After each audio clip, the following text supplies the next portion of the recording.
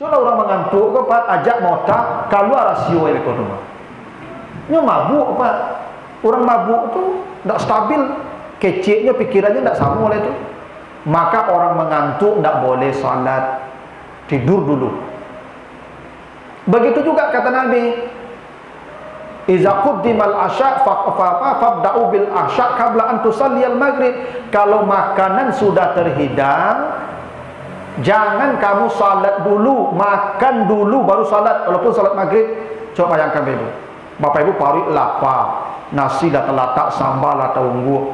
Oh, maghrib datang orang azan, kamat orang. Kata Nabi, jangan salat, makan dulu.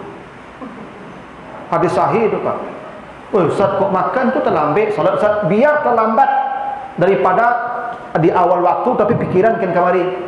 Sebab Bapak Ibu kalau lapar, sambal atau unggu tu buat salat. Apalagi orang lain mulai makan. Awak ka sumayang Bapak Ibu. Allahu Akbar dan tak fikir lagi ketinggalan tak apa. Sebab kalau makan kudian ko Pak, makan basamu jarang nang kudian ko dapat labihnya. Tak ada adatnya tu. Asal kudian makan basamu dapat kincu-kincu sedikit itu. Tu kalau panjang dah tinggal, kalau tak mungkin dadak-dadak sedikit. Lebih baik Bapak Ibu terlambat salat tu mah. Tapi khusyuk fokus daripada di awal waktu tapi kacau fikirannya. Yang kacau fikiran tu mabuk namanya tu. Maka makan dulu. Ya. Tapi jangan tiup semayang model tu. Ya. Ya, semayang makan loh. Nanti kata makan dari itu enggak tu. Ini kalau terhidang makan dulu, jadi kajar salat dulu. Begitu aturannya. Kan sering tu Pak, laka makan kuah, azan semayang dulu. Jangan makan dulu. Kalau semayang mabuk tu mah. Pikiran kacau. Itu makanya salat ni Ibu harus fokus. Ya. Yang tak fokus tu mabuk namanya itu.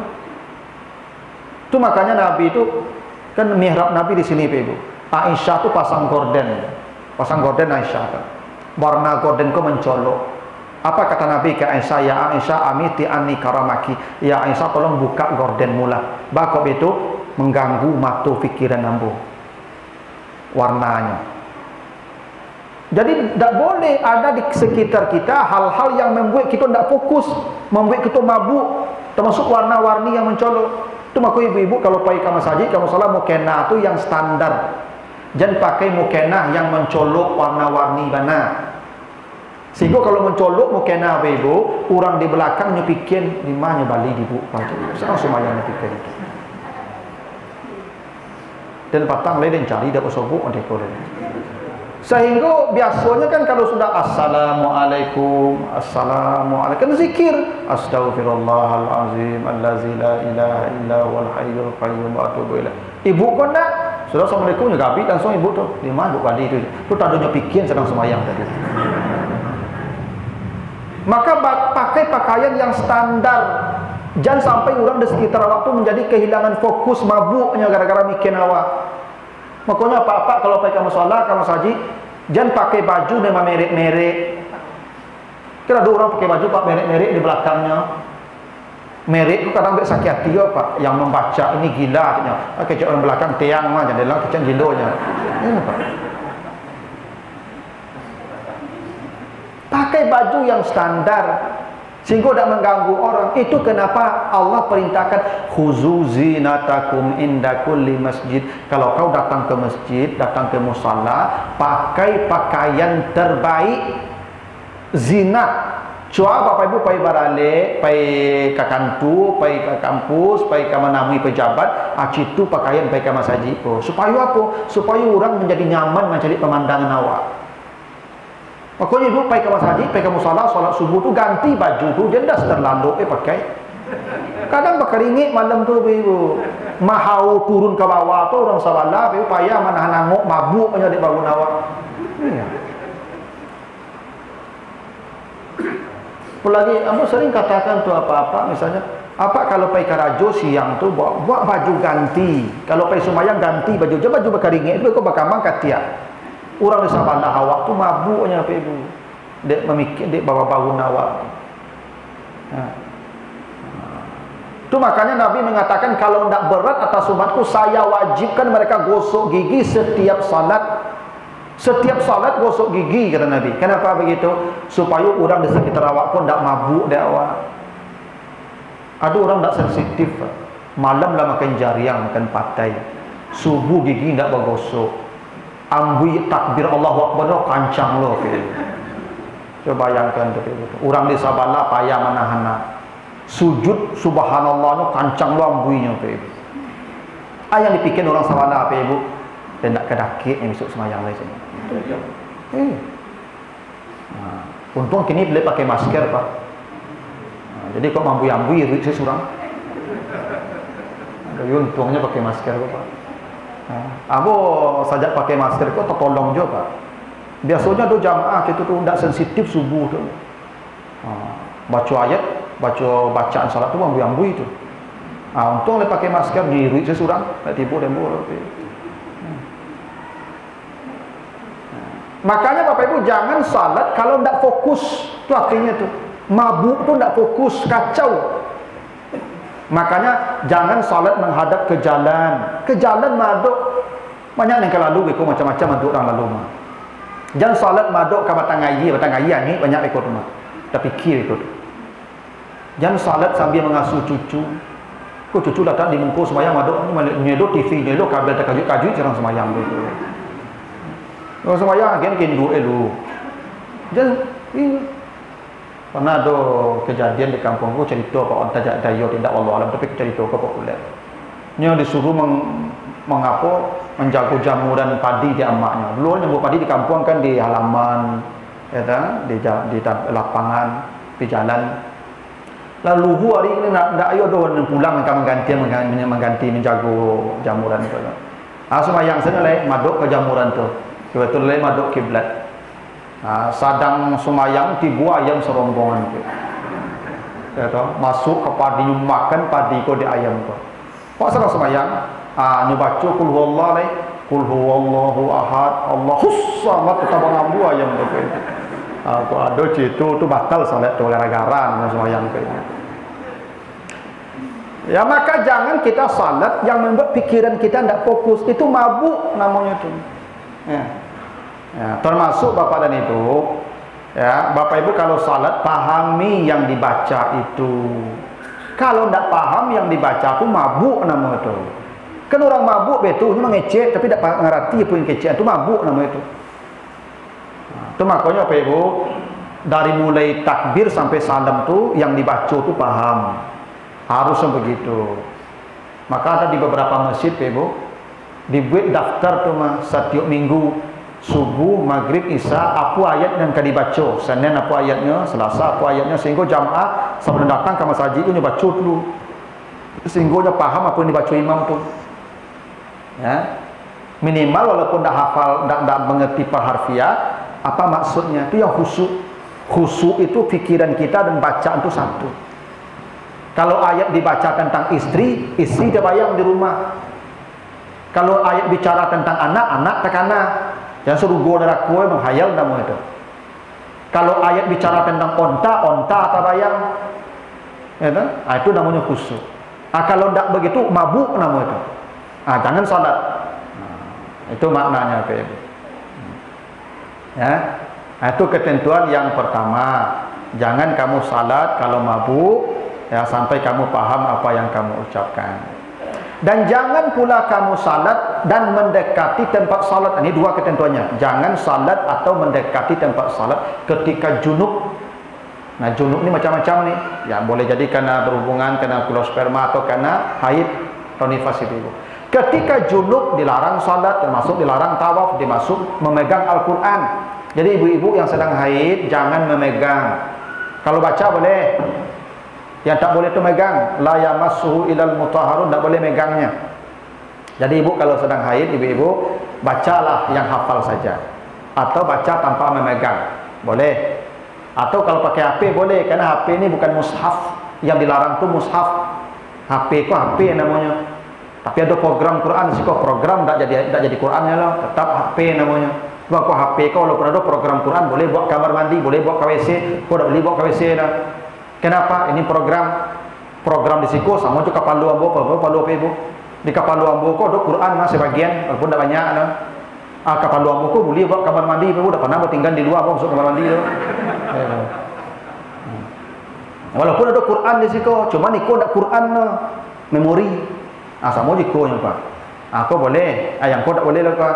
Karena begitu perintahnya, begitu larangannya. Yang sedang haid, yang sedang junub, jangan pegang Al-Quran.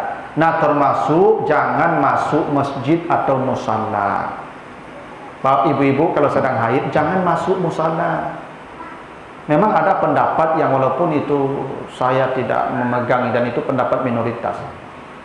Dulu kenapa perempuan haid dilarang masuk masjid? Karena khawatir masjid kotor, karena belum ada pembalut yang aman.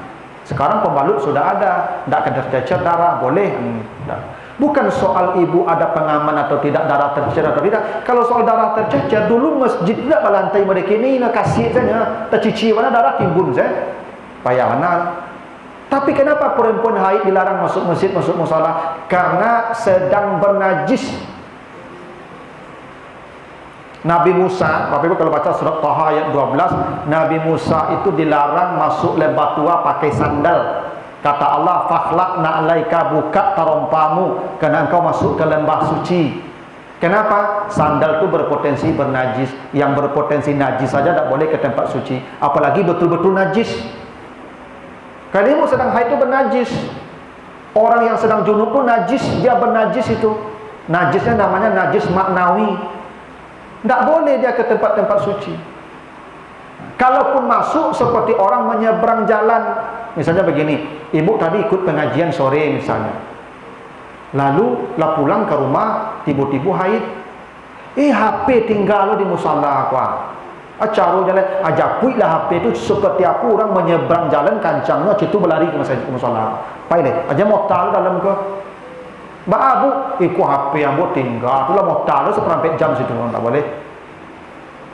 Junub tak boleh, tak boleh masuk masjid. Itu Allah larang begitu. Sampai kamu mandi. Nah mandinya ini dulu menariknya. Mandi itu bahasa Arabnya tagsilu, ghasala. Allah menyebut mandi junub ini tagtasilu. Tagtasilu itu mandi yang berlipat, makanya tambah hurufnya 2 huruf. Dari kata ghasala menjadi irtasala, ini artinya mandi junub ini bukan mandi biasa. Ini mandi berat, makanya disebut mandi besar. Bapak Ibu, anak-anak kita perlu lagi tahu Bapak Ibu. Di sekolah nak ada belajar Bapak Ibu. Dampaknya apa? Bila ada satu anggotanya yang sedikit saja tak kena air, maka junubnya tidak sah mandinya dan ibadahnya haram semua. Kadang-kadang ada nih Pak, sedang habis mencat, Pak laki cat, itu apa mandi junub, tak sah mandi junub apa? Buang cat yang nempel di badan. Atau misalnya lem, atau ibu-ibu, mohon maaf nih, ada ibu-ibu kok pakai lipstick mandi, masuk bibir ke dalam. Yang mana tahu bibir adalah sudah basegi ibu, lah rancak ibu, itu junub ibu, ya tahu? Lalu di mandi pakai lipstick kan Pak, tak sah. Kalau tak sah haram ibu beribadah. Ada bagian-bagian telinga kok harus basah. Itu makanya Ibu ada aturan Nabi, ya. Ada apa kata Nabi, la tagtasilu fil ma'id daim wa anta junuban. Tak sah mandi junub di air yang tak mengalir. Contoh begitu aturannya Ibu. Baru kalau lalu di hotel tu kan ada bak lalu, bak mandi lalu mah, cok kabau tu Pak, cok gandangan kabau. Dulu mandi situ kabau Pak di kampung. Kini orang-orang gagah, orang-orang hebat mandi cok kabau tu Pak. Golek di kubangan tu. Pak. Dia kan di hotel mewah kan itu mandinya Pak. Pakai bak lalu tu golek-golek di situ Pak. Nah, cok kabau mandi. Tak sah mandi junub di situ. Kenapa? Airnya tidak mengalir. Coba bayangkan saking pentingnya Pak. Maka kalau ada orang mandi di bak lalu tu, maka dia mandi pakai shower sudah tu, baru niat mandi junub. Itu tidak sepele ya. Jadi jangan Bapak Ibu kira kok lah basah badan karena air itulah mandi junub. Tidak. Banyak aturan mandi junub kok Bapak Ibu. Kalau itu mandi yang serius, gara-gara dampaknya haram ibadah itu. Itu bakal mandi junub yang paling rancak tu di pencuran di kampung. Atau di batang air membandam setengah minit itu keluar lah. Selesai itu. Nah. Makanya tu diajar Bapak Ibu. Anak-anak wah mandi kadang capek saya mandi Ibu. Mandi junub kok. Makanya Bapak Ibu kalau sudah habis mandi junub, tak perlu berwuduk langsung salat. Itu hebatnya mandi junub tu Pak. Apa yang mandi junub, ibu yang mandi junub tidak perlu berwuduk lagi, langsung saja salat. Kenapa? Mandi junub tu menghabiskan hadas besar. Wuduk hadas kecil, hadas besar saja selesai, apalagi hadas kecil. Tapi mandi biasa tidak bisa, harus wuduk sudah itu. Maka mandi junub tu ada ketetapan, ada ketentuan yang sangat serius. Apa-apa yang pakai bigen tidak sah mandi junub apa. Karena bigen tu Pak, dia spiral. Tak kanai rambut apa dia air tu. Ya, yang pakai bigen ya. Kecuali pakai pacar inai, boleh. Nah tu tak menghalangi rambut kena air tu. Tapi bigen kimia tu Pak, spiral tu. Cuma kok kena bigen tu Pak, ekor panjang rambut itu apa putih separuh, hitam separuh tu. Nah, tu buktinya tu. Ya, maka apa-apa ibu yang putih kepala tu, tak usahlah dibikin-bikin, biasalah. Itulah lampu kuning dari Tuhan, tidak kelamu lagi. Nah, kau dicat je balik langsung tujuan dia aja dia Pak. Lupa aja mati. Ya. Jadi apa ibu? Ya. Termasuk ibu-ibu yang pakai make up. Bahkan berwuduk pun make up tu dibuka. Ini hebat, ini luar biasa ibu. Ketika berani Marapulai anak daro tu kan pakai make up. Make up itu apa ibu? Itu waterproof, kerana make up tu pasti pakai fondasi. Ya ibu ya, pakai fondasi kan? Ya. Foundation ataupun fondasi itu. Fondasi itu kan sampai melataan ya di atas itu. Kalau tidak pakai fondasi dia laki itu fondasi itu sama je cat itu. Waterproof itu. Jo topeng. Kalau berwuduk wajib campaan tu. Buang baru wuduk, kalau tidak sah wuduknya. Jadi ibu berwuduk je make up tu tidak sah. Makanya anak daro tu zuhur tu buka make up tu. Wuduk. Tidak sah. Mahal Ustaz. Ya tidak usah badak deh. Sudah luhur tu asli saja. Ya kan tu apa badak mana make up tu topeng tu mah. Tu maka orang di make up tu pak tak kaji jadi bantunya rancak mana. Beko buka make up tak kaji balik apa ibu. Tidak, ya kalau tidak, ya pada masuk neraka Bapak Ibu. Oh, tidak ada jamak di situ Bapak Ibu. Kecuali Bapak Ibu beralik di Bukit Tinggi. Bapak Ibu tinggal di Padang Kuah. Tu dibawa anak ke Bukit Tinggi beralik atau ke Pekanbaru, boleh lah. Jamak saya lah. Tapi kalau beralik di situ ada cerita jamak Bapak Ibu. Buka mi'ab tu zuhur. Kau banyak terjadi kau Pak. Anak daru kau sampai asal dah buka mi'ab lah Pak. Bila solat zuhur tu. Kau tidak berwuduk menjalan mi'ab. Tapi dia tak kantuk-kantuk, kecil kinyok. Kau jangan kantuk kau dah sampai asal ya. Itu aturan je begitu. Ya, ini ketentuan yang memang ya mungkin orang menganggapnya sepele Ibu, tapi dampaknya besar, ibadahnya menjadi tertolak sebenarnya. Nah, itu kenapa kata mandi itu disebut taltasilu. Nah, ini ayatnya masih panjang Ibu. Ada pertanyaan dulu Ibu sampai sini? Enggak? Nah, enggak, kita lanjutkan ya. Waktu pesawat sampai jam berapa? Alah Pak? 2 minit lah. Oh, lah boleh. Nah, di kalau lawat ibu lazan itu berhenti. Alarmnya tak ada. Baik. Nampak dah osiko. Aman tu lah. Alarm bunyi alarm berhenti okey. Kata Allah begini, kalau kamu sakit atau dalam perjalanan atau kembali dari tempat yang rendah atau menyentuh perempuan, maka bertayamumlah kalau tidak ada air. Ini ketentuan-ketentuan yang boleh kita bertayamum. Jadi tayamum itu pengganti wuduk, bukan alat bersuci. Pengganti wuduk, bukan alat bersuci. Kapan kita boleh tayamum? Satu, kalau sakit. Jadi Bapak Ibu kalau sakit, apapun penyakitnya, tayamum. Kan kadang ada luka Pak. Pakai parban. Jangan berwuduk je, tayamum. Ya, jadi siram je kan ada orang tu berwuduk, kan ada siram je, lambat-lambat ini. Tak tayamum. Allah sudah beri kelonggaran tu. Kalau sakit tayamum. Walaupun ada air. Walaupun air dah ke awak, yang sakit tayamum kata Allah. Kan ada lagi kemudahan. Tapi kalau dirawat di rumah sakit, besok tayamum masalah lain. Itu perintah Allah begitu. Atau kamu dalam perjalanan dengan catatan Bapak Ibu tak menemukan air, dah dicari air kan kamari tak bersobok lah. Alah tayamum lah. Tapi sedang sumayang 2 rakaat tiba kawan buat air CNB, batal salatnya, batal tayamum ulang wuduk. Ulang salat. Sebab tayamum kau batal kalau ada air Pak. Kecuali dah sudah assalamualaikum tibu ayi ala paru ida le aman tu.